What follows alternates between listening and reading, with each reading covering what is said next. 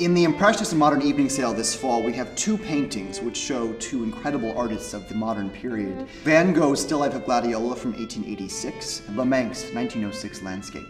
These two works painted at moments where these artists are discovering themselves and redefining their personal idioms.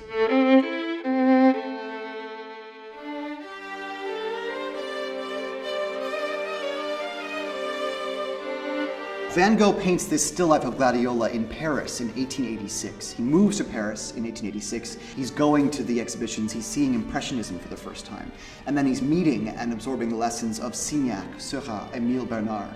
He abandons the darker palette and the intense humanism of his earlier moments and finds a liberated use of color and form. Still lifes become a very important genre for Van Gogh at this moment. He can't even afford a model. So the still life becomes the platform, the stage for his theater, for his drama of transformation.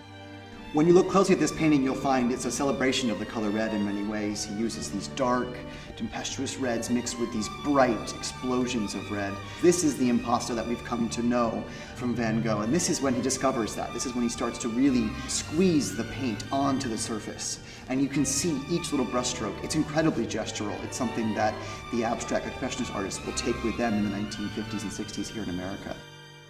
That sense of an almost sculptural surface which Van Gogh creates in 1886 is something that Vlaminck will pick up by 1906 in this painting. This is a landscape of Château just outside of Paris, a town that was very important to Vlaminck. He met Durant previously, and they began that Fauvist movement together. The Fauvist movement, so called because the critic referred to them as les fauves, which means the wild beasts, because of their unrestrained use of color. The Fauve moment, as we often refer to it, is incredibly short. It's really 1904 through 1907 that these ideas are coming to their fruition, but it's something that impacts artists for generations to come. The picture we have for sale this season exemplifies the best of the Fauve movement, the incredibly vivid coloration, and really the artist's sense of joy that's conveyed through these very rich and thick brushstrokes. Vlaminck was a person who thought about all the senses when he was painting, and his sense of color was very much informed by his love of music. And in this work you see that. He really plays with the composition. You see several horizontal bands of strong color. Of course, the red and yellow in the foreground, and the landscape behind fades into the pinks and blues.